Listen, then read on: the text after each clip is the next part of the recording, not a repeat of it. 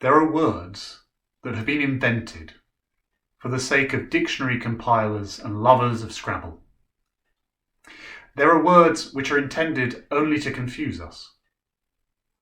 And there are forms of communication which, despite a more positive intention, only achieve the opposite of actually communicating. There are even sermons a bit like that. There are words like anti-disestablishmentarianism, or heptachycocholangiogastromy, or pneumomicroscopic silicovolcanoconiosis, which are all these things, especially when they appear in a sermon. John's Gospel uses the word in its opening verses to mean something far beyond these language games. Here it means the creative reason that called all creation into being, and the person who is God from God. But there is a great depth of insight in the way that John's Gospel expresses this understanding of Jesus' identity by naming it as the Word. For it helps us to understand also the belief that God's self is fundamentally communicative. Because language is the most human expression of the desire to build up personal and social relationships. So John's way of writing of the Word highlights the belief that within the life of the Holy Trinity itself, there is intercommunication and a relationship based on a complete unity of understanding. To write or to speak of the Word begotten and the Spirit sent by the Father are the ways that Christians understand the revelation that God is not a single, solitary, silent one, but God is a Trinity who is sharing and communicating a rich and interactive internal life. Sharing and communicating also with and in the creation, which John's Gospel understands came into being through the Word. With, the Hebrew Bible also imagines acts of speech which did not just command creation to become itself, but which called its components and citizens into being and into development. From let there be light to let us create humankind in our image, Genesis writes of acts of divine communication as if they are underpinning creation. And the Psalms write of the freedom of the world to respond in a huge diversity of voices, to echo an anthem of praise back to the Word. Our words, and those of voiceless creation, are written of as if they are a gift of God, responding from the earth to the almighty Word which chaos and darkness heard and took their flight.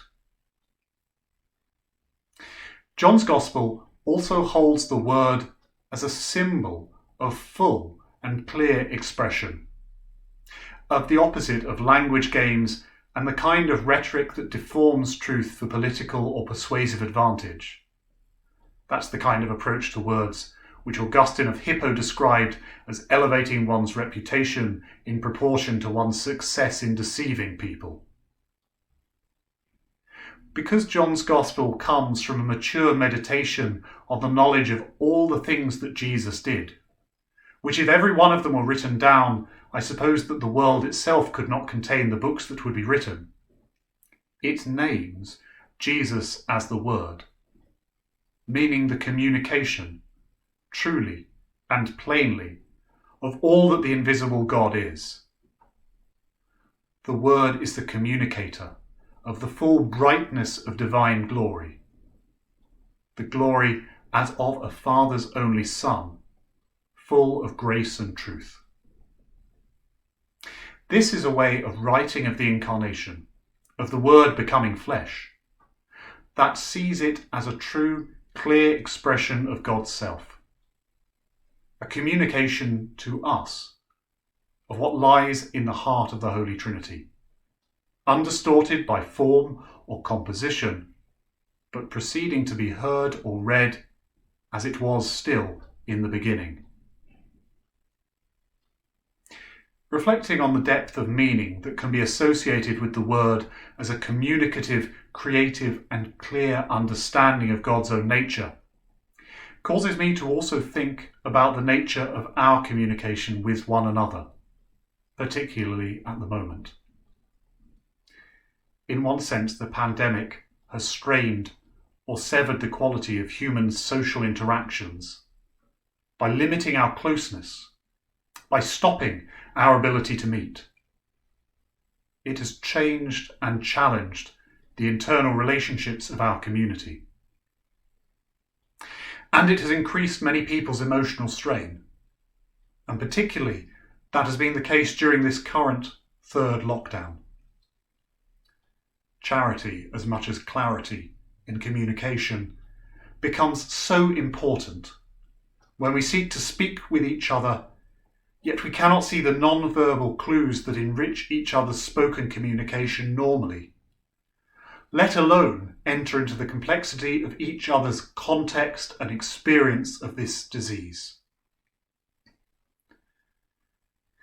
In another sense, the pandemic has thrown into sharp relief the importance of building links by communication within our own community.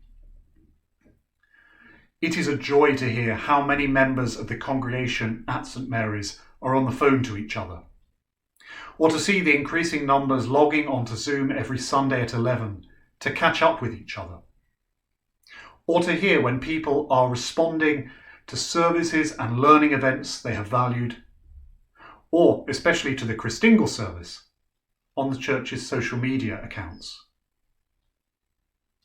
It is a joy to realise that the Christian quality of our communication is still able to build up sustaining relationships just when they are most challenged by the boundaries and separations to communication made necessary by the dangers of severe acute respiratory syndrome coronavirus 2.